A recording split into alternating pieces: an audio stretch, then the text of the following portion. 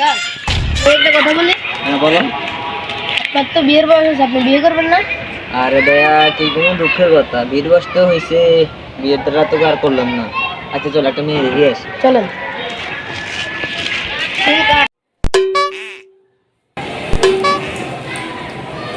কেমন আছো? এই টানতে আমরা ভালো আছি, আপনি কেমন আছেন? আলহামদুলিল্লাহ ভালো আছি।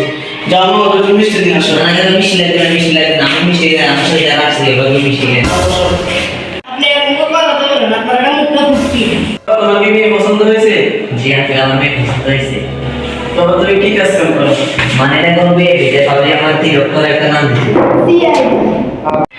আচ্ছা দয়া বিয়েটা তো করতে পারলাম না, বাদ দাও।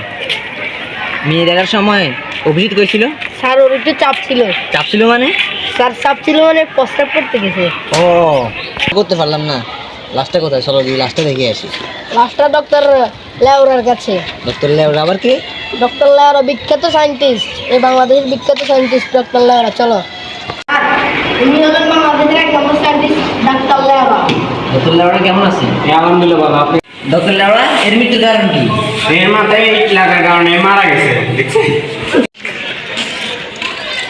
অভিজিৎ তুমি ওইটা করে এসো। ওইটা মানে স্যার? ওইটা মানে এইটা। লাস্টটা কোথায় ছিল, ওখানে আমাকে নিয়ে যাও। স্যার এই জায়গা ছিল লাস্টটা। একই জায়গা, একই ইট, কেমন ছিঁড়া ছিঁড়া লাগতেছে না? ভাইয়া এখানে বসে তো মজা পাচ্ছি না, চলো অন্য জায়গায় যাওয়া যাক। কি রে? কি? এটা তো লাশ।